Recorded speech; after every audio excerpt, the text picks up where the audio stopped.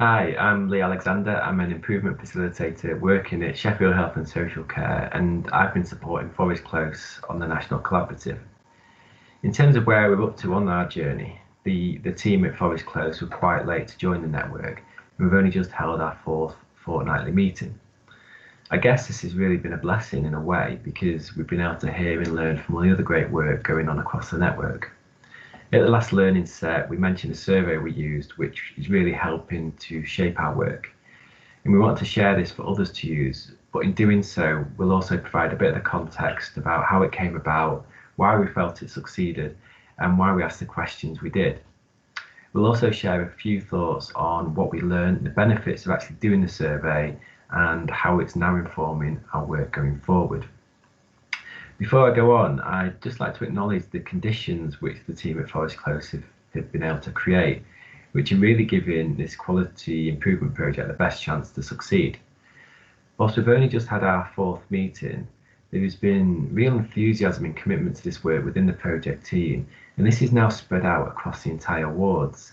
And we've actually seen membership of the group growing, which is fantastic in itself.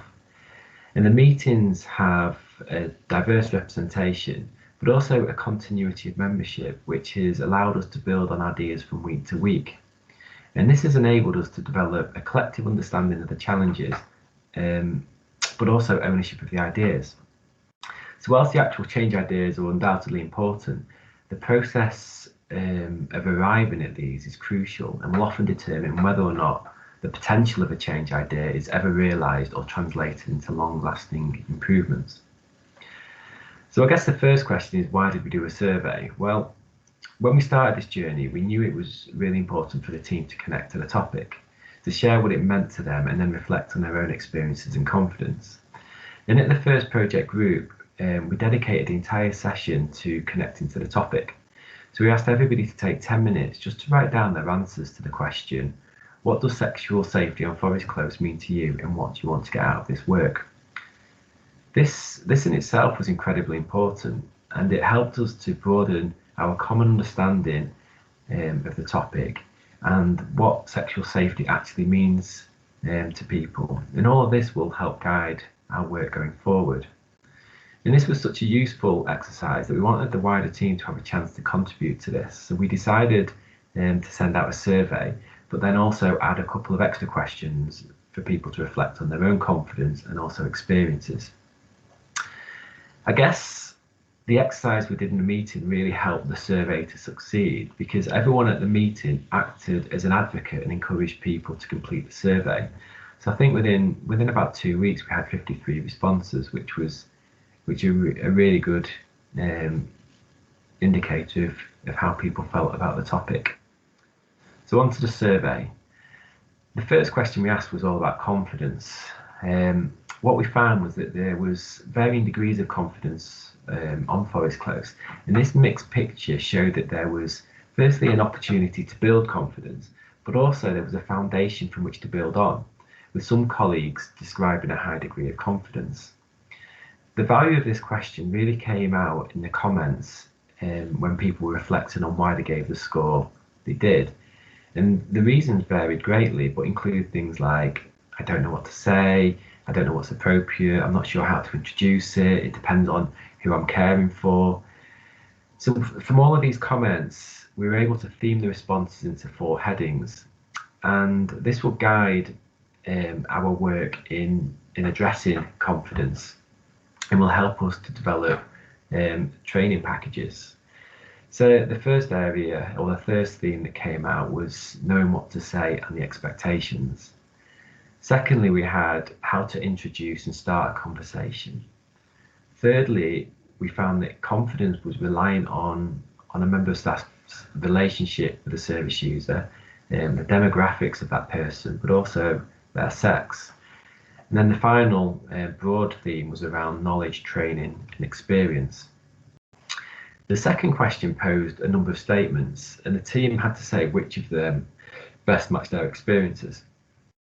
All of the statements referred to starting conversations. So, for instance, the first statement was, I regularly start conversations. The final statement was, where possible, I actively avoid these conversations. with a myriad of options in between. So the responses to this question showed that 67% of people, from their experience, the conversations were always started by the service user. However, what we also found was 84% of these 67% saw this as an opportunity to explore the topic further. So I guess this really reiterated one of the findings from the confidence question, that staff find it difficult to raise the subject. We then went on to ask people to describe their most recent experience of having these conversations with a service user.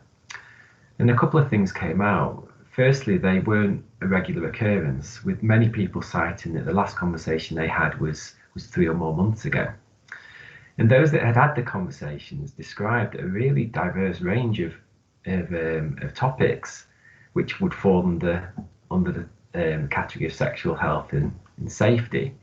So this demonstrated again the sheer diversity of this topic, and it's something that we really need to be mindful of as we move forward together. The final question was about connecting to the subject, and was the same as the question we asked at the earlier project team meeting. And this showed that sexual safety and sexual health means different things to different people. And everybody has their own aims and expectations, what they want to get out of this work.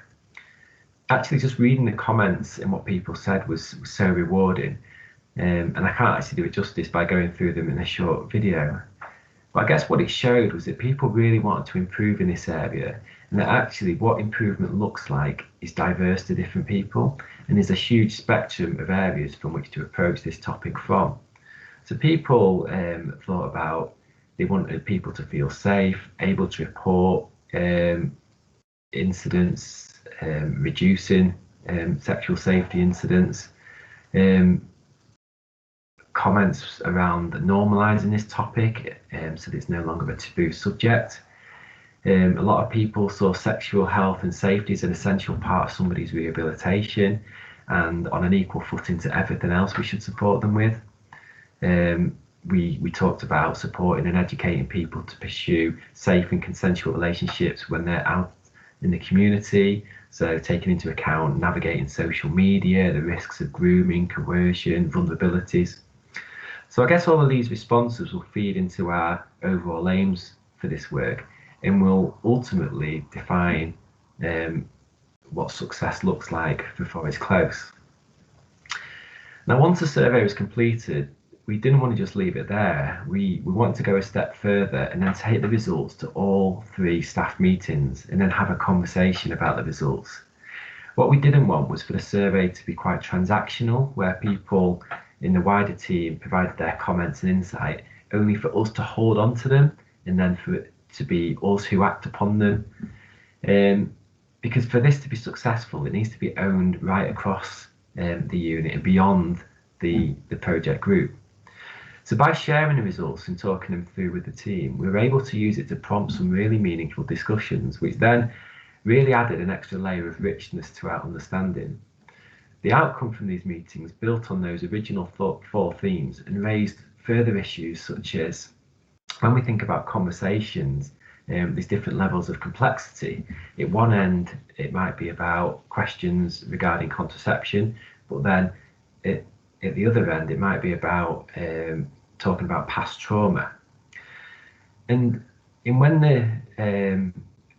the conversations can range so much, for staff to then start these conversations not knowing where they could end up, or having the confidence to navigate it whichever way it went, was actually extremely daunting, and went on to explain why people waited for patients to start the conversations in the first place. And when we thought about the concerns of the teams, things like knowing when to bring someone else in to support a conversation or to refer onwards to a particular specialty or referral, what to do if we trigger a past trauma, and how do we deal with that? What if there's elements of disclosure? How do we respond and deal with that? So all of these reflections that came out of the conversations will really go into the package of training and guide what it is that we need to cover. So that's the end of the survey that stands, and it is going to be something that we continue to revisit. And before the end of this video, I'm going to reflect on what it means now and how it's guiding our next steps.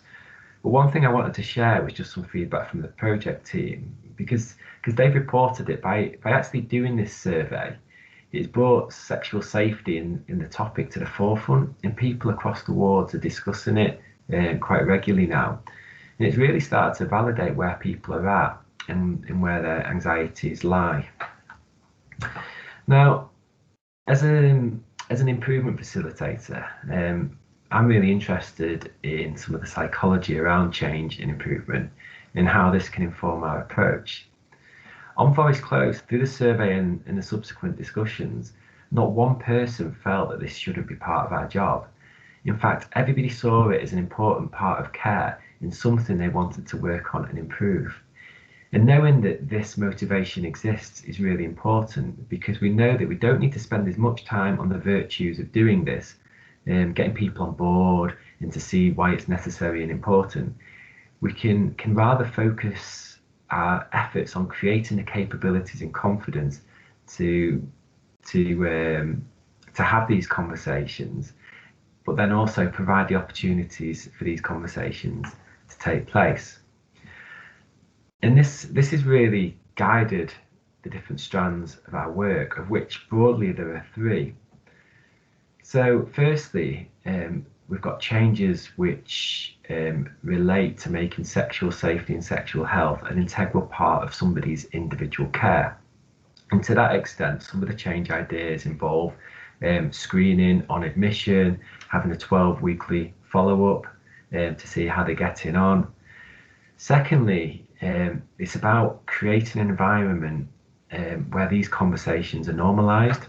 So having information around the ward, establishing a sexual safety group, but also threading some of the topics of sexual health into other service user forums which aren't explicitly about sexual health.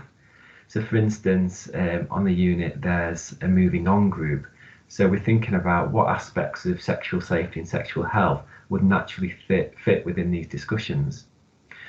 And finally, probably the most important aspect which underpins all of these changes is initiatives which help deliver training, build skills and confidence across the team, because this is really the enabler for those previous change ideas to succeed.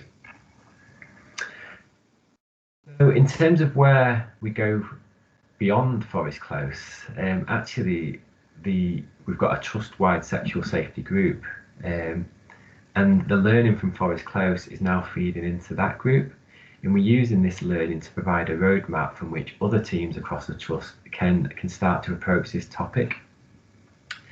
Now, that's all I've got to say on the survey. I hope it's been helpful overview.